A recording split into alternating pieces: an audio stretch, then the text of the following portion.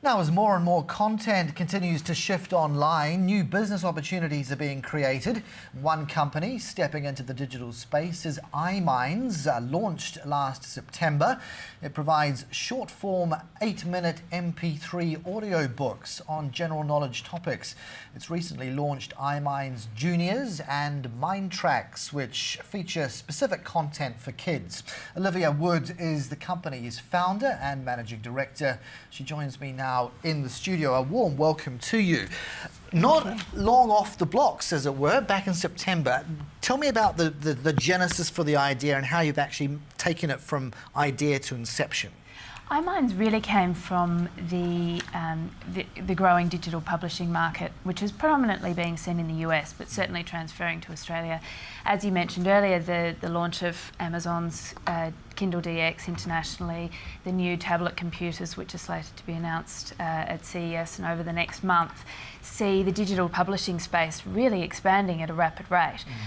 The idea behind iMinds was to use these new technologies and use people's devices to deliver content in a new way and to create content which was specifically adapted to use with those devices. How nimble do you have to be? Because we know this is available via iTunes to download, but the new Google phone does not, as I understand it, have that same capacity quite yet. Not as yet, Yeah.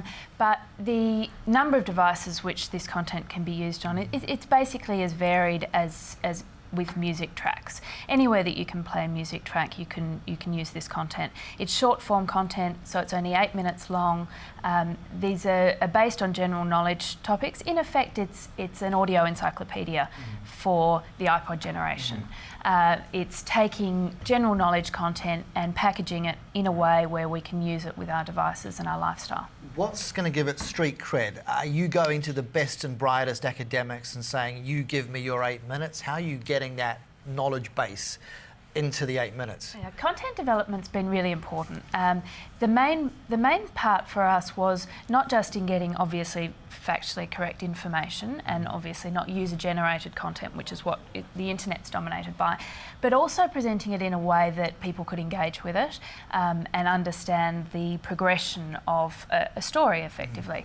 So we've not only used academics, we've also used documentary film writers, journalists, and people who were effectively able to help the reader engage. So there's not a lot of assumed knowledge. Basically what you're listening to is a self-contained information grab. And is the idea to really base this on history? You've done something significant on the Berlin Wall and the anniversary there, or are you looking to be as equally nimble with current events and therefore be updating quite regularly to keep one step ahead?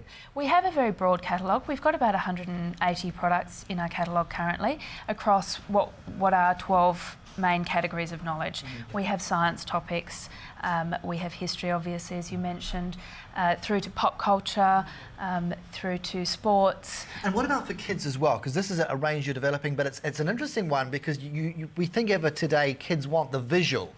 They're excited by sitting in front and playing their Wiis and all the rest of it. How do you break through into that space? Part of the importance with iMinds, and this certainly translates to the junior range, was in having content which you could be engaging your brain when your hands are busy. You know, if you're driving or if you're sitting in the car with your kids or you're exercising, those kinds of times when your body's busy and your mind's not. It's a way of, I guess, awakening in children that desire for knowledge and the addictive nature of learning new things. We have tried as much as possible to supplement the school curriculums, but also obviously answer all of those millions of questions that parents get asked by their children every day. What about the voices, really briefly, Finally? That might seem a curious one, but listening to a US accent kind of grates a little bit for a domestic audience and vice versa. Are you tailoring that, making it bespoke for each different market? It's been a really interesting question. We use what we would term an international Australian accent on all of our products. All of our products are made in Australia, all the content's 100% Australian.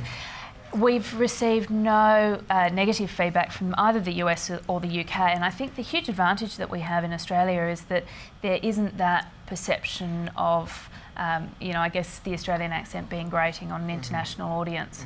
I think in the US there is a reticence to listen to a UK voice and vice versa. Sure. So we're in an enviable position. We do wish you well, Olivia Thank you Wood, very much. founder managing director of iMinds. All the best. Thank you for your time.